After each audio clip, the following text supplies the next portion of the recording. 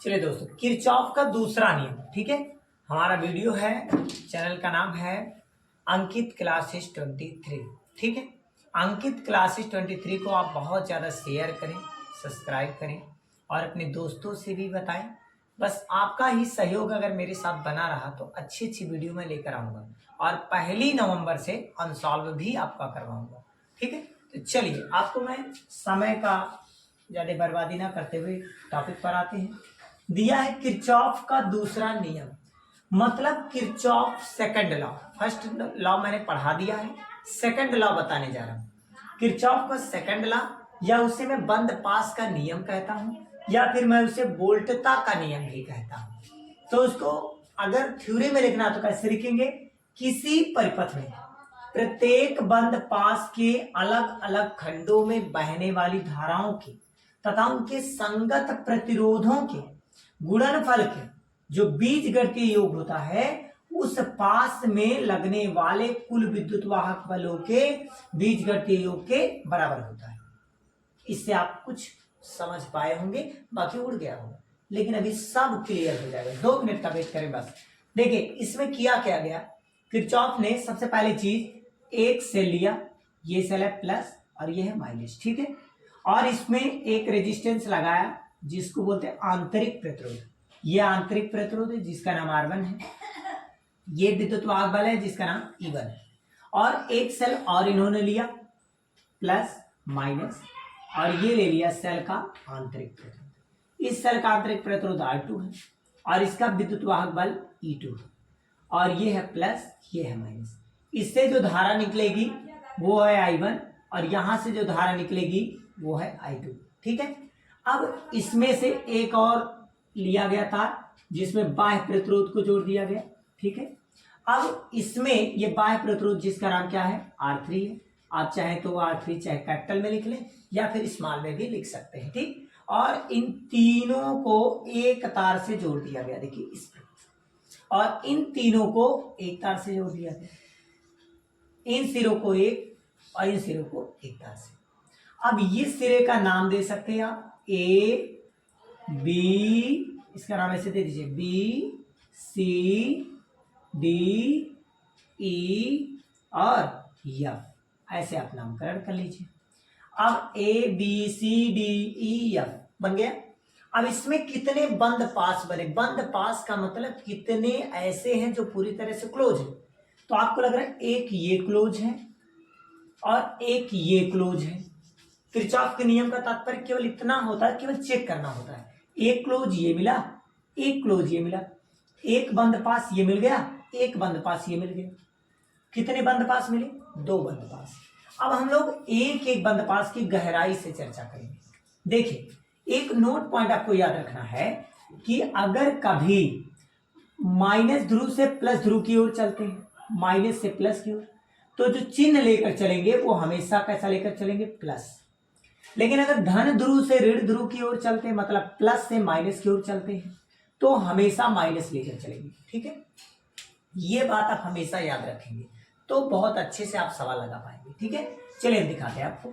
जैसे सेल का विद्युत, यहां से अगर आप चलते हैं, यहां चलने के बाद ऐसे ऐसे आप यहां फिर आएंगे, फिर यहां से चलेंगे, यहीं फिर आएंगे, ऐसे ऐसे जाएंगे, ऐसे ऐसे फिर यहां आएंगे। ठीक है, तो इसमें कैसे लिखेंगे आप? चलिए देखिए, यहां से I1 धारा आई, यहां पर I1 धारा ही आ रही है, यहां से I2 आ गई, यहां I1 आ गई यहां, और यहां से I2, I1 I2 जुड़ गया तो क्या बन गया? I1 plus I2। इस तार में दोनों धारा जाने लगी। अब इस तार में कौन सी धारा जाएगी? I1 और प्लस I2 दोनों धारा इसमें होकर जाएगी। फिर यहां तक I1 प्लस I2 जाएगी, लेकिन यहां से फिर डिवाइड हो जाएगी, तो इसमें चली जाएगी I2 और इसमें चली जाएगी I1। ठीक है, इस प्रकार से इसमें धारा का बंटवारा हो जाएगा। यहां से आएंगे I1, यहां से आएगा I2, दोनों मिलकर I1 प्लस I2, यहां तक जाएगा I1 प्लस I2, लेकिन यहां के बाद I2 इसमें, I1 इसमें। क्लियर? अब बंद पास एक की बात करेंगे तो बंद पास कहां से बोलते हैं? बंद पास लिखने का टाइटल ये है कि जहां से शुरू करेंगे वहीं से लिखेंगे। अब बंद पास बोले कहां से? A B C D फिर A, तो क्या लिखेंगे? A B C D और A से। अब इसमें क्या देखने को मिला कि सबसे पहले माइनस से प्लस चले, तो क्या लिखेंगे? प्लस में E1, फिर क्या लिखेंगे, यहां से हमने चला तो फिर देखा बैटरी में क्या प्लस से माइनस, अब इधर से इधर जाएंगे तो प्लस से माइनस, ये प्लस से माइनस है तो क्या लिखेंगे प्लस से माइनस के लिए minus v2 is equal to, ये मिल गया हमारा ये, ठीक है, ये चीज आपका ये बन गया। अब ये बचा है आई आर, तो समेशन का मतलब कुल। अब यहां पर देखेंगे तो कौन सी धारा आ रही है, I1 और R1, तो क्या लिखेंगे I1 R1, लेकिन ये प्लस है तो ये भी प्लस जाएगा क्योंकि उसी दिशा में आ रही है। फिर हम लोग देखेंगे यहां पर फिर क्या लिखेंगे, अब यहां से जब जा रहा था ऐसे तो विपरीत जा रहा है, धारा इधर आ रही है, हम इधर जा रहे हैं, विपरीत जाएंगे तो क्या लगाएंगे माइनस, कौन सी धारा जा रही है I2 और R2, ये बन गया समीकरण नंबर क्या 1। इसी प्रकार अगर हम बंद पास 2 बनाए, क्या बना ले बंद पास 2 से, अब बंद पास 2 कौन सा बनेगा BEFC, फिर क्या बनेगा B, क्या लिखेंगे BEFCB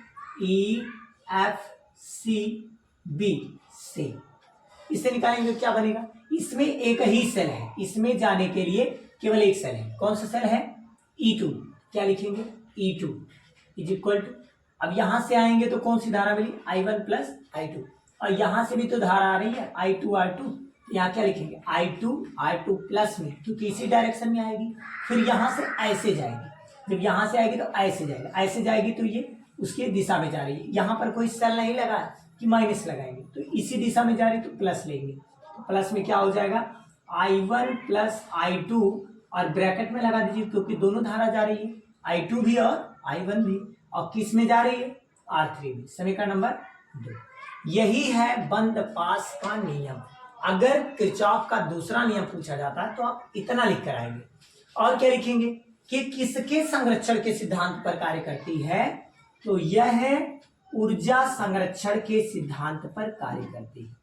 किसके संरक्षण के सिद्धांत पर कार्य करती है, ऊर्जा संरक्षण के सिद्धांत पर कार्य करती है। अब इस पर मैं क्वेश्चन आपको सिखाऊंगा कि किस प्रकार के क्वेश्चन इस पर लगते हैं दोस्तों, ठीक है। चलिए आपके सामने ये छोटा सा प्रश्न है जो 2018 में पूछा गया है, ठीक है। 2018 में कैसे क्वेश्चन आए थे, इसी प्रकार का क्वेश्चन आ जाए या फिर और भी लॉजिक क्वेश्चन दिए जा सकते हैं, तो इस टाइप का क्वेश्चन किरचॉफ के सेकंड लॉ पे लगेगा, क्योंकि इस बार आपका प्रतिरोध के संयोजन कट गया है, तो प्रतिरोध का संयोजन कट गया है तो प्रतिरोध वाले क्वेश्चन नहीं आएंगे। लेकिन आप सोच रहे होंगे क्या इस टाइप का क्वेश्चन ही आएगा, लेकिन वो प्रतिरोध पर नहीं लगेगा, वो किरचॉफ के सेकंड लॉ पे लगेगा। तो इस बार यूपी बोर्ड ने बदलाव कर दिया है, इस बार यूपी बोर्ड में जो क्वेश्चन आएंगे वो किरचॉफ के सेकंड लॉ पे आएंगे और व्हीटस्टोन ब्रिज पे आएंगे, ठीक है दोस्तों। क्योंकि मीटर सेतु भी कट गया है, विभवमापी भी कट गया है, ठीक है, तो इन सब बातों पर विशेष ध्यान देंगे, ठीक है। चलिए क्वेश्चन लगाना हम आपको सिखाते हैं। ये आपका R1 है, ये आपका E1 है, ध्यान दीजिएगा, ये E1 है, ये R1 है, ये माइनस है, ये प्लस है, यहां से जो धारा निकलेगी वो I1 होगी, ये R2 है, स्मॉल R2 आंतरिक प्रतिरोध, और ये है E2, ये है प्लस, ये है माइनस, यहां से जो धारा निकलेगी वो होगी I2, ये है माइनस, ये है प्लस, यहां से जो धारा निकलेगी वो निकलेगी I3, और यहां से जो प्रतिरोध है ये है R3। अगर मैं इसके बंद पास की चर्चा करूं इस प्रकार से, तो आपको बंद पास क्या मिलेगा, PABQ क्या मिलेगा। सोल्यूशन हम लोग इसका करते हैं अच्छे से आपको आ जाए, तो क्या लिखेंगे बंद पास 1। अब बंद पास कितने बनेंगे, 2 बनेंगे, तो बंद पास कौन सा बना है PABQP, बोलेगा PABQP में, ठीक। ये सबको दोस्तों समझ में नहीं आता, लेकिन ध्यान से देखो, तो गारंटी मेरी है सिखाने की। अगर माइनस से प्लस चलते हैं तो प्लस साइन के साथ, माइनस से प्लस चले तो कौन सा साइन लेंगे प्लस, अब प्लस साइन लिखेंगे तो प्लस में क्या लिखेंगे 10, लिखेंगे ना। अब देखो यहां से जब चले हैं तो यहां गए माइनस, अब देखिए यहाँ प्लस से माइनस गए, प्लस से माइनस जाएंगे तो कौन सा साइन लेंगे माइनस, तो माइनस में कितना लेंगे 4 वोल्ट है, तो माइनस में क्या करेंगे 4। बोले इतनी बात समझ में आ गई। अब मैं किसके बेस पे लगा रहा हूं, आप सभी को बताया भी था कि sigma E is equal to sigma IR, ठीक है, इसी के बेस पर लगा किरचॉफ के सेकंड लॉ। अब बराबर में ये आया तो प्लस, उसी डायरेक्शन में जाएगा तो प्लस लेंगे, तो कौन कौन सी चीज जाएगी, I1 जाएगा और ये R1 है, तो I1 का मान नहीं पता, R1 का मान पता है, R1 का मान 3 है और I1 से गुणा कर लीजिए, ठीक है। फिर यहां से जब गए तो विपरीत गए, धारा आएगी इधर, हम लोग जाएंगे इधर, तो विपरीत जाएंगे तो क्या लगा है -2, और कौन सी धारा आएगी I2, तो यहाँ पर क्या लिखेंगे I2। कोई दिक्कत? इसको बना लीजिएगा समीकरण नंबर, पहले इसको सॉल्व कर लीजिए। 10 में से 4 गया 6, तो क्या लिखेंगे 3I1 - 2I2, और 10 में से 4 गया कितना, आगे पीछे लिख सकते हैं, ठीक है 6, समीकरण नंबर 1। ऐसे बंद पास 2 सॉल्व करेंगे, ध्यान से देखिएगा एकदम अच्छे से आ जाएगा आपको।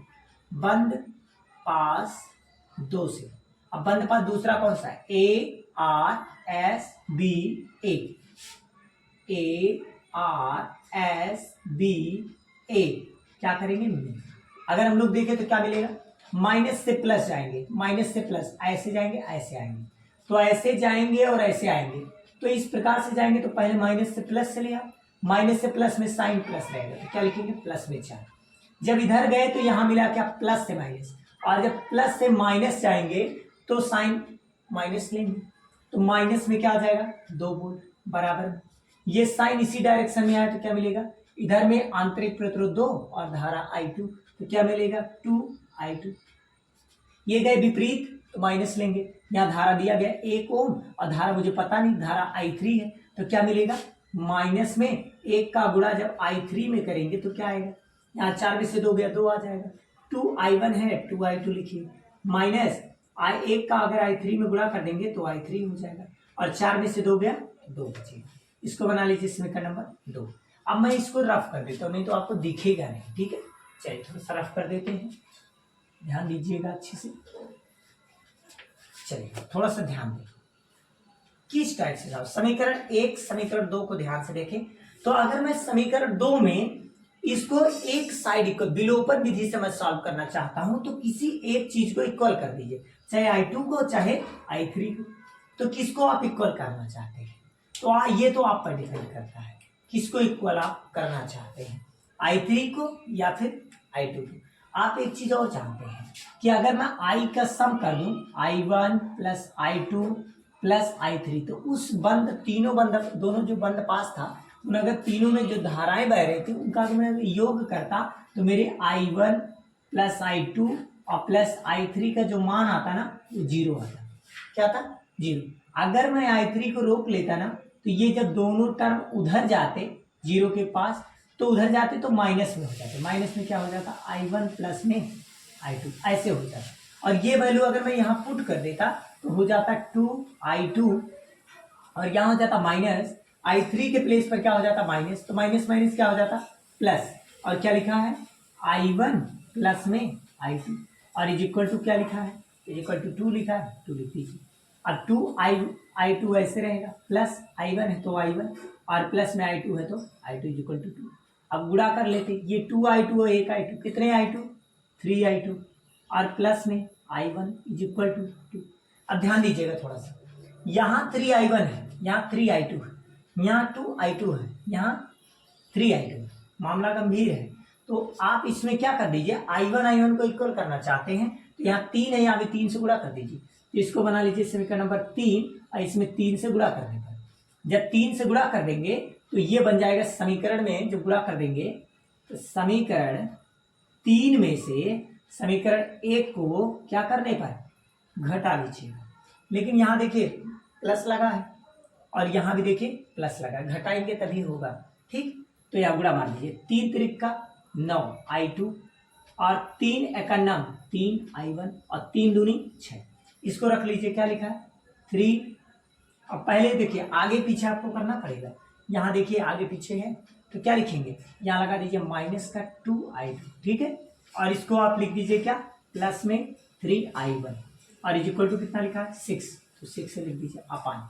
अब देखिए यहाँ नीचे माइनस है तो प्लस, प्लस है तो माइनस, ये प्लस है ये प्लस है तो प्लस प्लस जुड़ेगा, 9 2 11I2, और यहाँ माइनस है 3 में से 3 गया खत्म कहानी, बराबर में क्या बचा 6 और 6 जुड़ेगा, यहाँ देखिए माइनस किया तो घट के 0 आ जाएगा, कहानी खत्म। I2 को अगर मैं रोकूँ तो ये 11 नीचे जाएगा, 0/11 आंसर क्या आएगा 0, और 0 का कोई मतलब नहीं, ठीक है, मतलब इसकी धारा शून्य हो गई I2। अगर I2 शून्य हो गई तो I1 क्या होगी, हम चलिए I1 दिखाते हैं आपको, इसको रफ कर देते, थोड़ा सा जगह कम पड़ जाता है तो समय स्क्रीनशॉट ले लिया करिए आप लोग, नहीं तो दोबारा बैक कर करके देख लिया करिए। I1 की वैल्यू कहाँ से निकालेंगे? अब I1 की वैल्यू अगर आपको निकालनी है किसी भी एक इक्वेशन में पुट कर लीजिए, ठीक है। किसी भी अगर एक इक्वेशन में आप पुट कर लेते हैं तो आपका आंसर आ जाएगा। जैसे यही इक्वेशन है, इसी में आप पुट कर लीजिए। क्या लिखा है? 3। आपका क्या लिखा है? यहाँ देखिए 3 लिखा है। I2 के प्लेस पर बोले कितना? 0। क्या 0 से गुणा हो जाएगा। प्लस क्या लिखा है? I1, तो I1 रहने दीजिए। इज इक्वल टू क्या है? 2, तो 2 रहने दीजिए। अब 3 का 0 में मल्टीप्लाई 0 और प्लस में I1 इज इक्वल टू 2। अब 0 जोड़ेंगे तभी कोई फर्क नहीं पड़ेगा। I1 इज इक्वल टू 2 और धारा का मात्रा क्या होता है? एम्पियर। तो I1 बराबर 2 एम्पियर। ठीक है, इस प्रकार से आप सॉल्व करेंगे दोस्त। और ऐसे ही जो भी क्वेश्चन नहीं आएगा मेरे पास भेजेंगे, मैं कोशिश करूंगा और अच्छे से अच्छे बताने का प्रयास करूंगा।